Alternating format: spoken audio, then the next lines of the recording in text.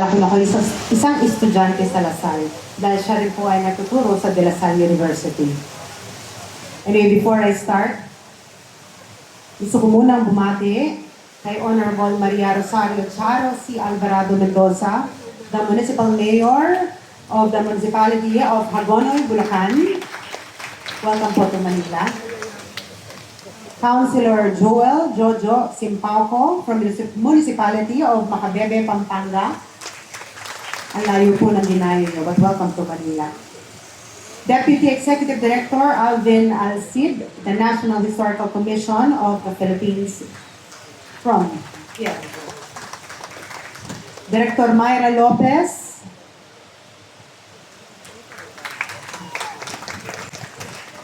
Si Professor Jose Victor Victores. Siya po isang professor nga po sa De La Salle University History Department. Kaya feeling ko at home na at home ako. Philippine Navy, led by the military host, Captain Neil June Peño Florida. Maraming salamat sa paggabay ninyo kanina. Ang ating mga konsihal na narito ngayon, Konsihal Ian Nieva, Konsihal June Ibay, Konsihal Dr. Alfonso,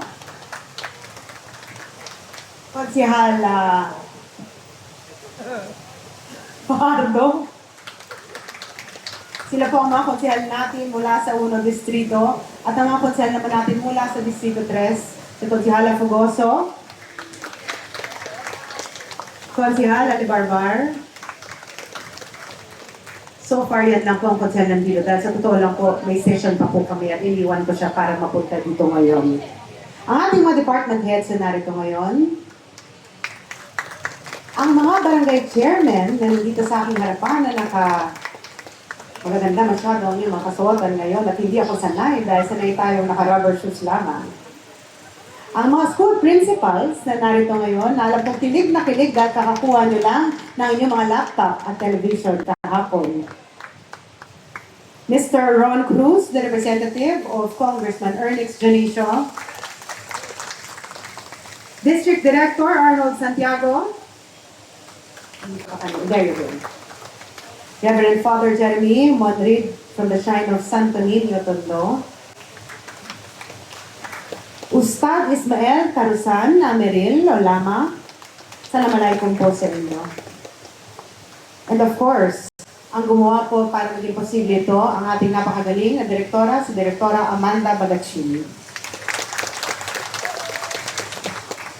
Alam ko, na in-expect niyo ang ating alkalde na pumunta dito ngayon, ngunit dahil sa dami na problema kinakaharap natin sa syudad, ako muna ang pinapunta niya dito. But nevertheless, nandito ako para ibigay ang significance ng paggawa ng commemoration ng anibersaryo ng Kagitingan sa Panggusay dito sa kung saan tayo. Akala natin regular lamang na lugar ito, ngunit sa narinig ko kanina mula kay Professor, kinilig ako at na-realize ko malalim pala ang istorya na meron ng Plaza Moriones. Kaya sa mga batang tondo na narito, dapat ma-realize nyo na mayaman kayo. Nevertheless, this is a day to honor the heroism of the brave youth of Macabebe, and it should also remind everyone that Tondo and Manila Bay were the front lines of early resistance to colonialization. Anyway, before ako bumaba ng aking sasakyan, talagang nag-research po ako, Professor. At nalaman ko na ang leader nga daw na isang kabataan ay isang kapampangan na tumayo para ipaglaban ang Pilipinas dito sa Bangkusay, Tondo. Ang sabi ng aking na-research, ang pangalan daw niya ay Bambalito. Ngunit sinabi ni Professor, hindi pala magandang pangalan ang Bambalito dahil yun daw po ang tawag ng mga Espanyol noon sa mga Pilipino. But nevertheless, even if natalo ang pakikipaglaban ng mga kabataan mula sa Macabebe, ito pa rin ay very significant ngayon, lalo't-lalo na sa mga kabataan ngayon dito sa Maynila. Hindi naman porket siya ay natalo, ibig sabihin hindi pa rin naging makabuluhan ang kanyang pinaglaban. And this should remind all the youth today, especially the youth here in Manila, na we can actually make a difference and we can use our voice para ipaglaban ko ano ang tama. And one thing I would like to share to all of you here, hindi ko po mapigilan ang aking sarili, kundi maihalantulad si Bam Belito sa ating mahal na alkalde na si Yorme Isko Moreno Dumagoso. Dahil nung siya po ay nag-uumpisa dito sa ating syudad bilang isang konsehal, ako rin po ay kanyang katandem noon dito sa Distrito 1. At doon ko po siya nakilala. In fact, dito nga po sa Tondo nag-umpisa ang tandem namin nung siya ay 24 years old pa lang. At doon ko po nakita ang kagalingan niya na meron siyang boses na ipaglaban ang boses ng mga Manilenyo kahit na siya minsan ay inaapi. And that is very, very, very significant today. Dahil marami sa mga kabataan, iniisip nila dahil sila isang bata, hindi na importante ang kanilang boses. But we actually can make a difference. And in sacrificing our own comfort, pwede tayo mag-iwan ng isang legasiya dito sa ating syudad. Anyway, I am here to reaffirm Manila's commitment to preserving the historical sites, kagaya ng Plaza Moriones, and to support the historical education here in the city of Manila. Sinabi ng ating alkalde na gusto niyang paigtingin ang minimum basic minimum basic needs ng ating mga Manilenyo. At kasama rin doon ang strengthening ng pagpapakilala sa mga kabataan, ang importansya ng pagkilala sa history natin. Dahil importante na meron tayong pinanghuhugutan ng ating lakas. And kung malaman lang ng mga kabataan na mula sa mga kabataan ang tumayo noon dito sa Bangkusay, then marirealize nila na hindi sa edad nakikita ang katapangan at katapatan, kundi sa puso.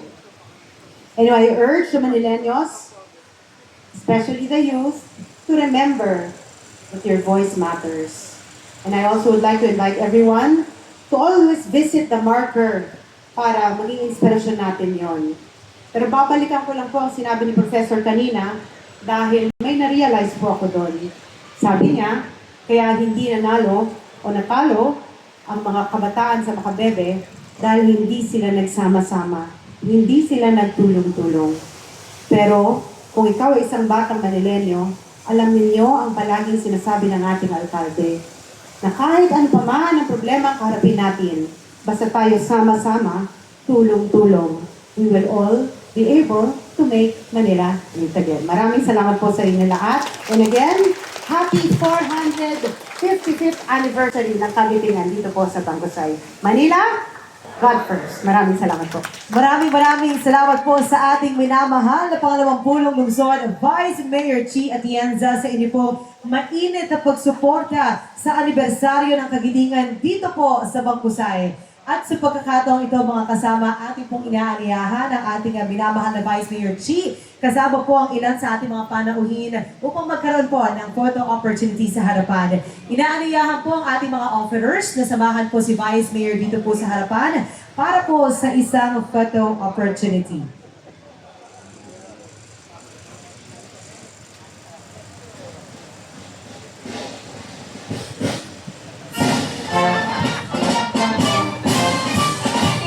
Ganyan din naman po si Captain to please join us.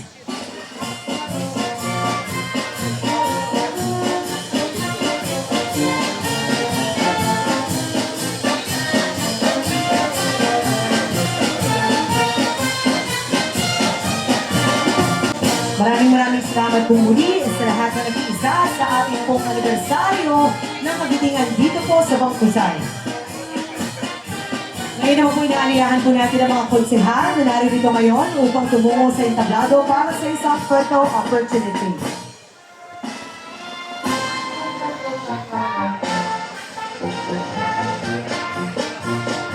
Muli maraming salamat po sa ating mga naging offerers, Ginoong Alvin Alcide,